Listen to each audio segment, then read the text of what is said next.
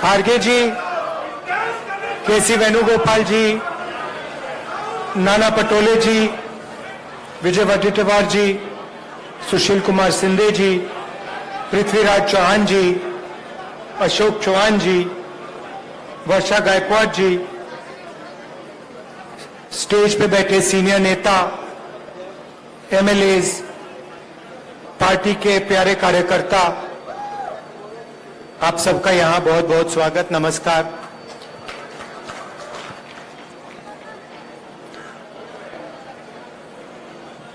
मोदी जी आए थे तो उन्होंने कहा कांग्रेस मुक्त भारत, याद है आपको नारा? अब दुनिया का सुपर पावर जो था, इंग्लैंड था, वो कांग्रेस मुक्त भारत नहीं कर पाया, मोदी कैसे करेगा?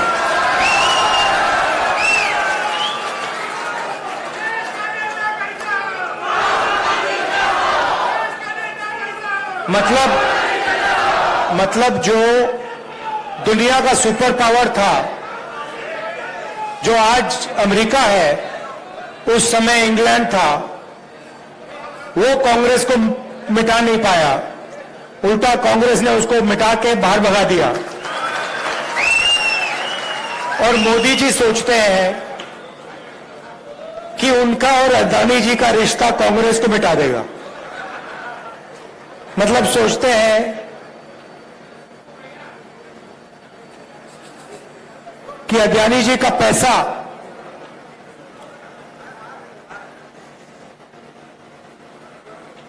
कांग्रेस पार्टी को मिटा सकता है।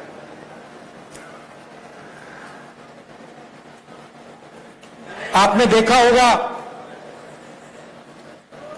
कल दो दुनिया के सबसे बड़े फाइनेंशियल न्यूज़पेपर्स ने कहानी लिखी, शर्म की बात है। कहानी में लिखा था $1 बिलियन हिंदुस्तान से अलग अलग देशों में गया, वहां से वापस आया। अखबार में लिखा था कि मोदी जी का अदानी जी के साथ बहुत करीब रिश्ता है, पुराना रिश्ता है। पूरा देश समझ रहा है, सिस्टम बहुत सिंपल है। पैसा इधर से जाता है, अदानी जी की शेयर प्राइस बढ़ाई जाती है, पैसा वापस आता है, और उसी पैसे से अदानी जी हिंदुस्तान का इंफ्रास्ट्रक्चर, हिंदुस्तान के एयरपोर्ट्स, मुंबई का एयरपोर्ट, अब यहां पे सोच रहे हैं, पता नहीं कौन सा सपना देख रहे हैं कि यहां आके धारावी में तमाशा करेंगे। देखिए, मतलब इनको धारावी क्या है, धारावी के लोग कैसे हैं, इनको ये अभी तक समझ नहीं आई बात। ये थोड़ी देर में कांग्रेस पार्टी इनको समझा देगी कि धारावी है क्या। जो सच्चा हिंदुस्तान है, जो जमीन का हिंदुस्तान है, जो गरीबों का हिंदुस्तान है, ये सोचते हैं उसको मिटाया जा सकता है। नहीं मिटाया जा सकता, गलत फहमी में है। थोड़ी सी मैं आपकी भी बात करना चाहता हूं। लोग कहते हैं, मीडिया में कहते थे कि देखिए कांग्रेस पार्टी में कोई दम नहीं है। अगर कांग्रेस पार्टी में दम नहीं है तो कर्नाटक में बीजेपी की पिटाई किसने की?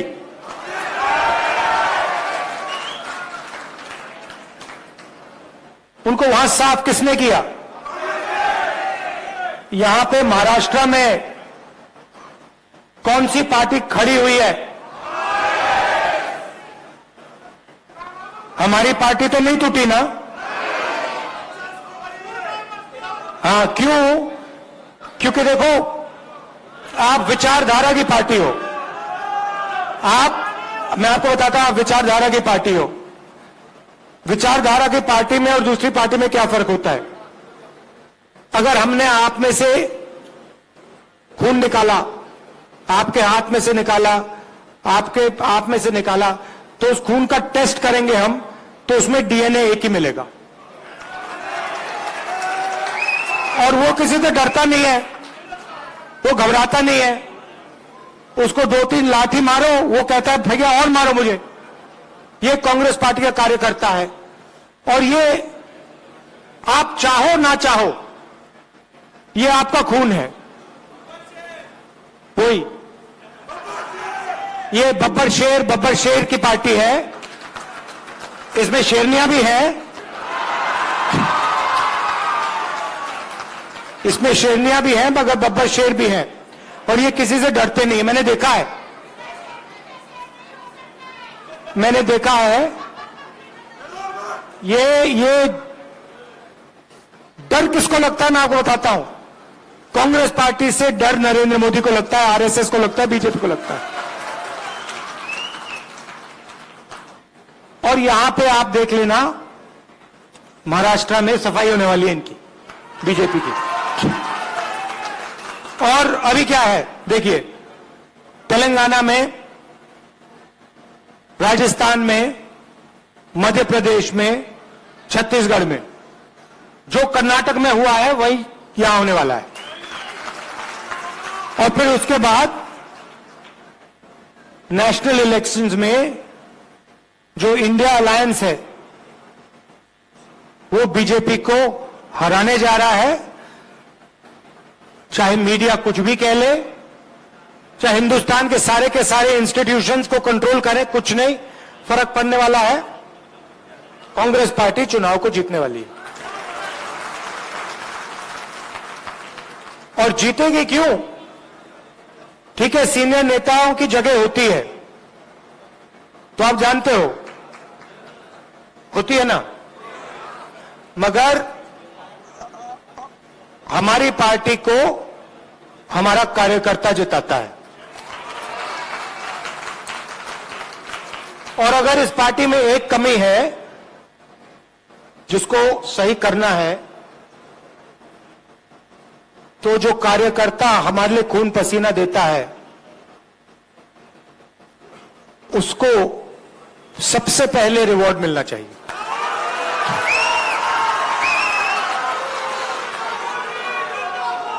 और ये देखिए, ये हमारे बीच में जो रिश्ता है, कांग्रेस कार्यकर्ता है, हमारे नेता हैं, मैं हूं, खारगे जी हैं, हमारा रिश्ता दूसरा है। बीजेपी का रिश्ता दूसरा है, आरएसएस का रिश्ता दूसरा है। हमारा जो रिश्ता है प्यार का, मोहब्बत का, पारिवारिक रिश्ता है। और हम नफरत के साथ, हिंसा के साथ काम नहीं करते। हम अपने दुश्मन के घर में जाके, उनके घर में जाके, उनके नफरत के बाजार के अंदर हम मोहब्बत की दुकान खोल देते हैं। और ये हमारा तरीका है, ये हमारा तरीका है। आप देखिए, कभी मौका मिलेगा, कांग्रेस पार्टी को पार्लियामेंट में तो दिखाते नहीं है, आपने देखा होगा, मगर अगर एक झलक दिख जाए, मौका मिल जाए, 1 सेकंड के लिए वो दिखा दें, तो आप देखना हमारे पार्टी वाले जो होते हैं वो मुस्कुराते हैं, हंसी मजाक करते हैं। आप देखना, पार्लियामेंट में देखना। और जो बीजेपी आरएसएस वाले होते हैं वो नरेंद्र मोदी जी ऐसे बैठते हैं और उनके पीछे लाइन लगी रहती है, वो भी ऐसे बैठते हैं कि गलती से भी मुस्कुरा ना ले, पता नहीं क्या हो जाएगा, मोदी जी मार देंगे, आरएसएस वाले मतलब चड्डी पहना के लाठी पकड़ा देंगे। मतलब उनको जिंदगी जीना नहीं आता। वो सब सब घर से भाग जाते हैं।